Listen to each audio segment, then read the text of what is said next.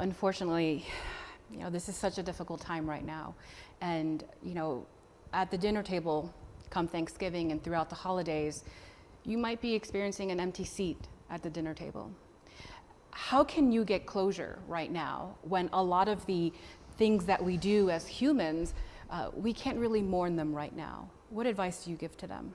Yeah, it's really unfortunate that the pandemic has resulted in so many losses, and really the traditional ways that we have closure through funerals or memorial services or big family get-togethers where you can talk about the person that you lost, we really can't do that. And that closure is really important for people to be able to move on. So coming up with creative ways to maybe have an online memorial service where everyone shares memories and talks about it, getting together that way can really help provide some closure for people. Yeah, absolutely. I actually, earlier in the pandemic, my aunt passed away. Oh. And she didn't have COVID. She actually was fighting cancer. And my cousins actually arranged a beautiful virtual funeral for her. And at first I thought that, well, she was actually in Florida and I wanted to travel down, and knowing that there would be risks with that. And I thought to myself, could I find closure through this virtual type ceremony? And I have to admit that it really did help. It really did help. Yeah, I think the most important thing is really connection. Yeah. And not being alone with it. So however you can foster that connection, and we're all learning to foster connection virtually, which is new and different, but it can also be very powerful to be able to connect with loved ones virtually. Staying safe or doing virtual calls, but sometimes they can get a bit repetitive. Mm-hmm. What are some things that we can do to feel even more connected when we're doing these Zoom calls? Yeah, I mean, I'm told that there's all kinds of different games that you can play and murder mysteries, and I haven't checked out a lot of those options, but I see my friends doing them, different gift exchanges and a wine tasting and all kinds of different creative ways that I think people are coming up with to stay connected over Zoom and have some fun. Right, and maybe playing some music together and singing along together. Absolutely, or even doing a craft. My daughter and my nephew decorated some cookies together over Zoom the other day because they couldn't get together.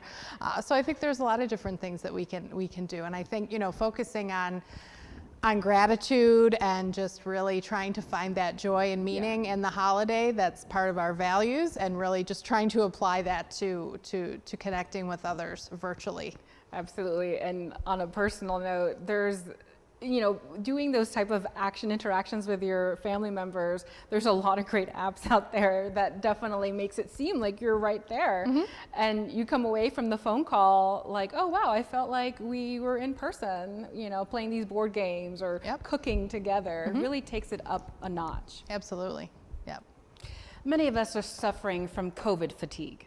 Elizabeth, what are some things that we can do to help cope with this extra stress? Yes, I think earlier we discussed structure. Yeah. So keeping that structure is really important. Physical activity, maybe some of us can't do what we usually would do for physical activity, like going to the gym. So we need to try to find something else to do, whether it's taking a walk every day or finding something online to do. That's just really important to keep up that physical activity regularly. And, I would really suggest something like taking up a new hobby. I mean, we all have a little bit of extra time on our hands. Yeah. So there may be something that you have been wanting to try for a while, maybe a new recipe or knitting or, some other kind of hobby.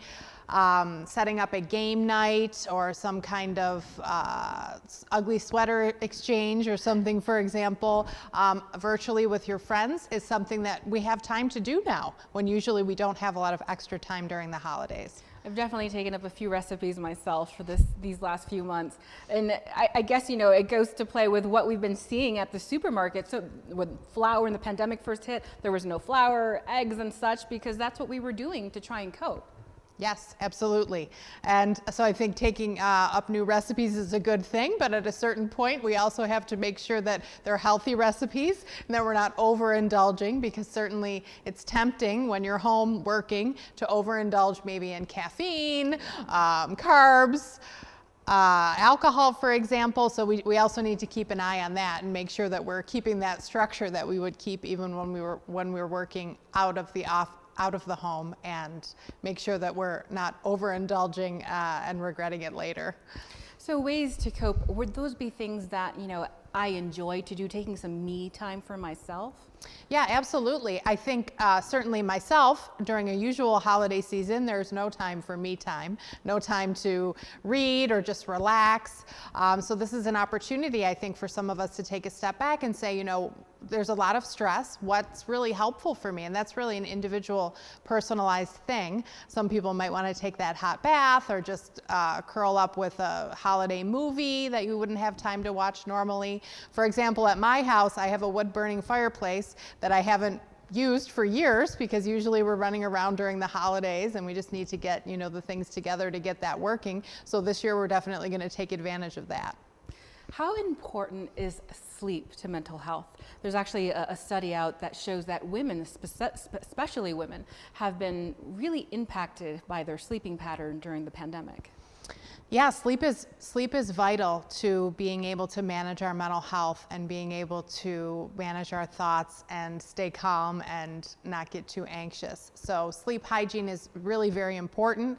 We need to make sure that we don't drink much caffeine, maybe after noon or so. Don't eat too late at night. Don't overindulge in that alcohol because all of that's going to impact our sleep. And another really important thing that impacts our sleep is screen time and watching that news, especially right before bed. So suggestion to watch the 6 o'clock news, not the 11 o'clock news, and then maybe, you know, later in the evening, just turn off that screen, maybe read a book or a magazine, do some meditation or deep breathing, and try to get your body ready for sleep that way. It'll be a lot easier to fall asleep and stay asleep. You actually teed up my next question. You know, what are some things that we can do that will help to keep depression at bay? Mm-hmm. And you know, those things that you mentioned, like alcohol and caffeine and all over caffeinating, they feel good in the moment, but it's not good in the long run. Definitely, those things can build up in the body, and all of those things, caffeine and alcohol, interrupt the sleep cycle and don't let us get to that deep REM sleep that we need to get a restful night's sleep. Are there any other items that perhaps we're not talking about other than screen time and watching the news? And yeah, I think just a nighttime routine is really important. Yes. So kind of winding down. So whatever it is for you, that might be a cup of chamomile tea or a nice hot bath, or it might be just reading a good book, nothing too stressful, and you know, maybe some people will pray or do some kind of meditation or deep breathing before they sleep. I love that. So apart from refraining from those items, start a nighttime ritual if you don't have one. Absolutely, yep. I personally have one myself, actually. I am, we were talking about it earlier, I am addicted to lavender oil. So I have a diffuser by my bedside, and I have this new habit where I put in my 6 to 8 drops of my lavender oil, and I'll put on lavender lotion, and I'm ready to go. Yeah, this is a great opportunity, during the pandemic to maybe try something that you haven't tried before, like aromatherapy or, you know, doing your own pedicure or, you know, something like that. So, you know, children, they're having a very difficult time, and not just the younger ones, but the teens as well. What tips do you have for parents? And it also, does the stressors, do they manifest differently in different age groups as well? Definitely, and I think, you know, it's really important for parents to understand what's going on with their kids. So for the younger ones, it's really important that sense of safety, security, and predictability that we were talking about earlier. You know, they like things to be kind of just the way they are, and things that throw off their routine can be very upsetting. And with the little ones, you might see tantrums or, you know, different kinds of anger outbursts or not eating or that kind of thing that comes from maybe a lack of sleep or a lack of structure, lack of the usual activities that they do. For our teens, for the teen years, it's very important the social peer supports and that they can stay in contact with their friends, and they're really missing that. in-person kind of contact. So trying to help them come up with ways that are healthy where they can recreate those kinds of interactions with their friends, maybe not social media per se, but letting them maybe have a little bit of extra screen time to do a FaceTime or a Zoom call with a friend and touch base, or play a game online with a friend, for example. It's really important that we let those teens have that opportunity, because for teens sometimes we will see more disturbing kind of self-harming type behaviors or anger outbursts. So those are the kinds of things that we need to pay attention to with our teens. Right, they're really missing those major milestones, which I'm sure is really weighing really heavy on them. Yeah, there's a lot of sadness for them. I think, for example, if they play a sport and maybe they miss the season, or if they miss that homecoming dance or that junior prom, or certainly graduation and all those things, it's very difficult. So we need to really consciously work together with our teens to try to see how we can replace those in a safe virtual way, where they feel like they've had that closure and have been able to have that milestone. So we talked about things to stay away from for adults, right? To prevent any anxiety at bay. We talked about what we can do as a nighttime ritual. What can kids do?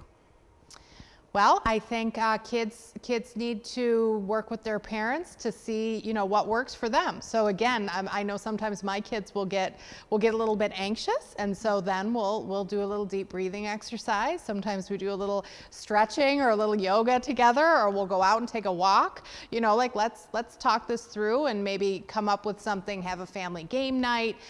Make a special craft or a special meal together, and really just try to recreate those fun moments together as a family. Do you have any other type of coping type skills that might be able to help with grounding? Yeah, I think, we talked about, so I think feeling yourself in your body. You can also pay attention. You can name 3 things that you see. You can say, I see that lamp, I see, the door, I see, the chair. And things that you hear, try to focus in on the 5 senses. So maybe identify 3 things that you're hearing right now, maybe 3 things that you're smelling, and even tasting. If you're chewing gum, or you can sort of mindfully pretty much anything. So you could be washing the dishes and just really pay attention. What does that soap feel like on my hands? What is this?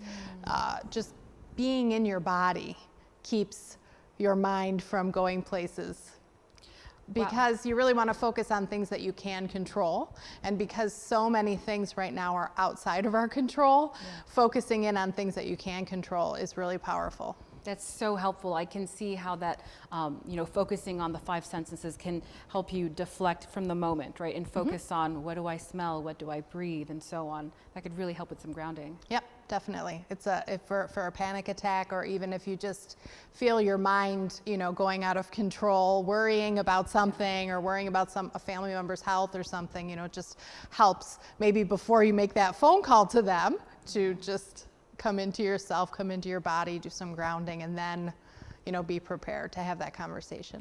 Now, Elizabeth, these tips are so helpful. But if you're having a real difficult time coping right now, Best Self is open 24/7. Yeah, I mean, if the usual coping skills that you use in the past are not working, if you've tried some new ones and they're still not working and you're just not feeling right, you can always reach out, talk to a counselor 24 hours a day, find out what the options are for treatment. Treatment can be short-term, it can just be a few sessions, and if you need longer or some kind of medication, then it might be a little bit longer. But the team at Best Self, who is either answering your chat or your phone call, can help. Okay, so if the usual tactics that you use are not helpful, the deep breathing, the 5 senses and deflecting, if that doesn't help, you might need a little bit more guidance. Sure, yeah. I mean, if you reach out to a friend or family member and they're expressing concern, they're saying, gee, you really, seems like you're taking this really harder than others, and it seems like you're really having a hard time, or people are noticing it also, then that's another really powerful sign that you maybe need to seek some help. Giving back creates these feel-good type hormones. What are your thoughts on that? Yeah, I think giving back is really important during the holidays, at any time, and particularly this year because we have so many people in our community who are suffering. So, maybe if you can get your kids together to do a food donation, and you can do a lot of that virtually now. You can pick out the things and have them delivered, or participate in a virtual fundraiser, or any kind of volunteer opportunity that you can find online. I think it's really important for families, and especially children, to feel like they're giving back during the holidays. What are some signs and symptoms that I should be aware of, where perhaps I need to reach out to my medical provider? Yeah, so definitely if you're just not feeling right. So, if it's beyond the sort of normal stress of the pandemic. So if you're feeling anxious, panicked all of the time, very elevated, none of your usual coping skills are working, if you're either, your appetite changes drastically, that your sleep is interrupted, a lot of nightmares, panic attacks at night, for example, or certainly if you're having any thoughts of self-harm, or hurting anyone else or anything like that, it's really important to reach out either to your primary care doctor or to an agency like Best Self. And certainly if there's any thoughts of immediate self-harm, or someone in your family is at immediate risk of hurting themselves or others, they should call either 911 or crisis services at 834-3131. So if you did want to reach out for help for a loved one, is it okay to actually reach out to Best Self for someone else? You could definitely call and speak to the person who answers the phone about what help is available. Certainly if it's an adult person, we'll have to have them, give their consent to ultimately link up to treatment. But certainly there's a lot of supports out there for families, and certainly any parents who have children under 18 who want to link them up, it would be the parent who calls to initiate that. If you're in immediate danger and you need help right now, what's the best number to call? If it's an immediate danger of a harm type situation where someone is going to hurt themselves or someone else, you need to call 911 or crisis services. If it's something where there's not an immediate danger, but you're concerned that maybe there will be a danger, or that something's just not right, then you can reach out to your primary care doctor or to an agency like Best Self. Elizabeth, is there anything else that we have not spoken about yet that you would want to tell our viewers? Yeah, just pay attention. Pay attention to yourself and those around you, and have compassion. Know that this is a very difficult time. Have compassion for yourself. It's okay to feel disappointed. We all feel disappointed. We all feel upset. Those are normal human emotions, and your family members are going to feel the same way. So be patient if someone's upset with you, either because you do or don't want to get together over the holidays, or they're not happy with how an interaction is going. Just really take a step back. Maybe do some deep breathing, do some grounding, put yourself in the other person's shoes, understand, that they're also going through a lot of stress, and that this is a really difficult time for everyone, and then make that phone call. Yeah. Thank you so much for being here today. Great, thank you so much for having me. It was a pleasure, Samantha.